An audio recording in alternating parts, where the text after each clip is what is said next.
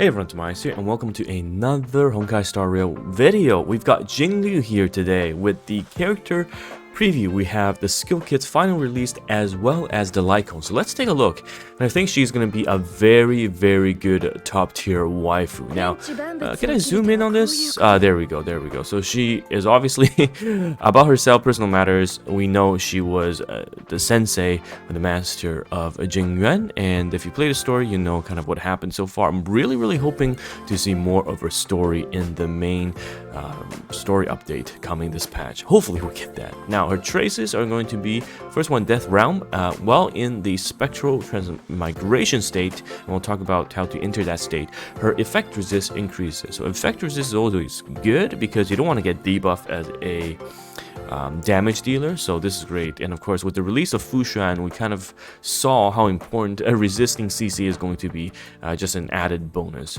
It does take away some of the offensive capabilities, but I think you'll understand at the end that Jingliu is going to be very strong already. So Sword Champions are second trace. After activating Transcendent Flash, the next action will be advanced forward. So a built-in action bar push, basically. Activated from the Transcendent Flash, which I think it's going to be her enhanced attack. I'll double check. Might be her ultimate. We'll take a look at the end. And her last one is, while in the Spectral transmigration state, ultimate damage increases. So you can see that it's pretty much involved in getting in her special state, and we'll talk about how to enter that. Now, her trace material mats, I don't know if you can see, let's zoom out. It's going to be the I think this is the Harmony one, the Blade one, and then the newer mat into the Ascension materials, which is the Glacial one, which Yang Qing uses at the current moment. Now, her technique, I think, is very strong.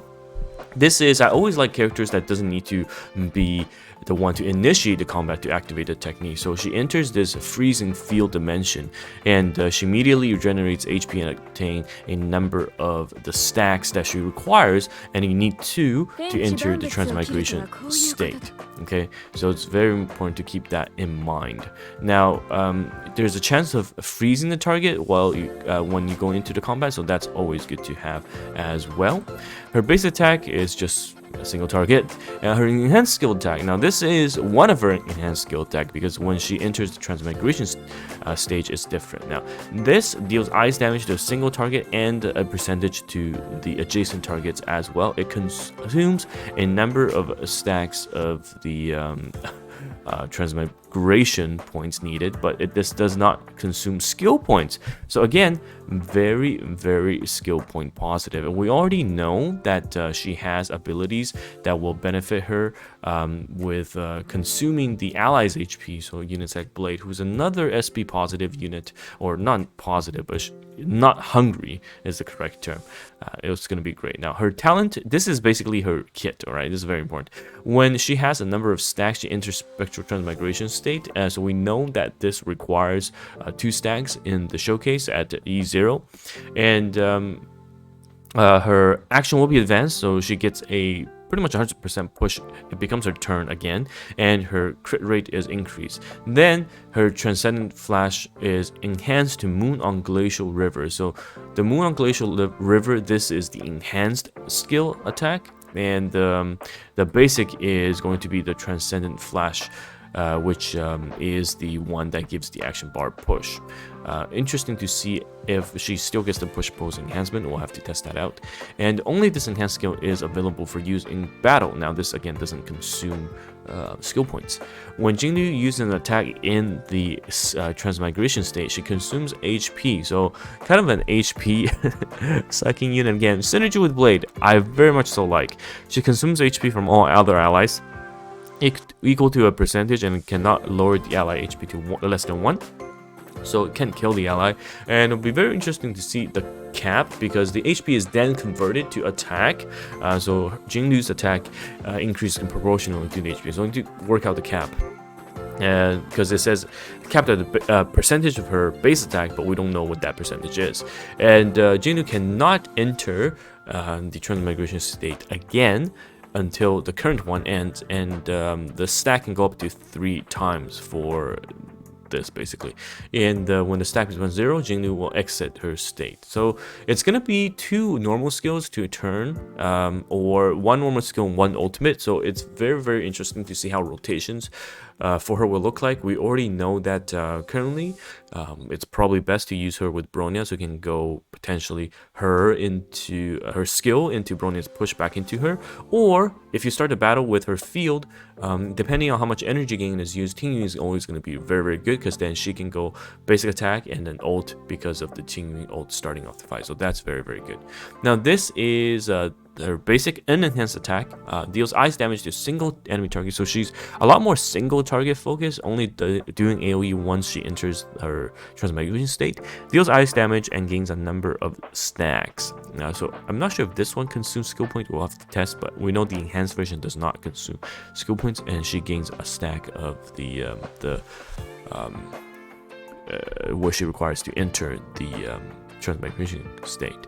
Now this is her ultimate, not the enhanced one. Deals ice damage to single target, and again proportional damage to adjacent targets, so a bit of AoE, and gains again more stacks for her. So it really revolves around her trying to enter the transmigration state and maintaining that state for as long as possible, because she gets all of the damage boost and the bonuses from there. Now let's take a look at her Lycon, because I think her Lycon is actually very strong.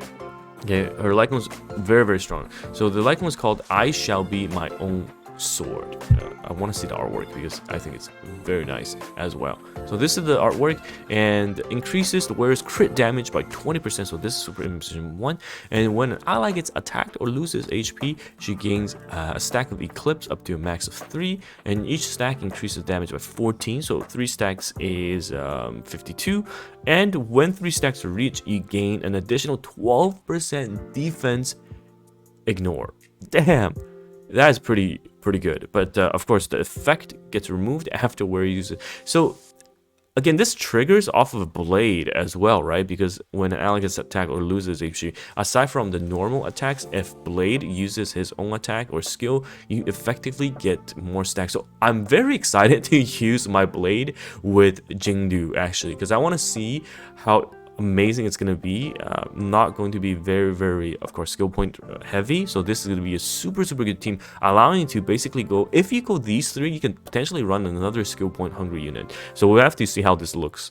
20% crit damage is very nice. It doesn't seem like she needs a lot of crit, or she has a lot built in, so we have to check out her traces as well as how much crit she gains when she enters transmigration stat.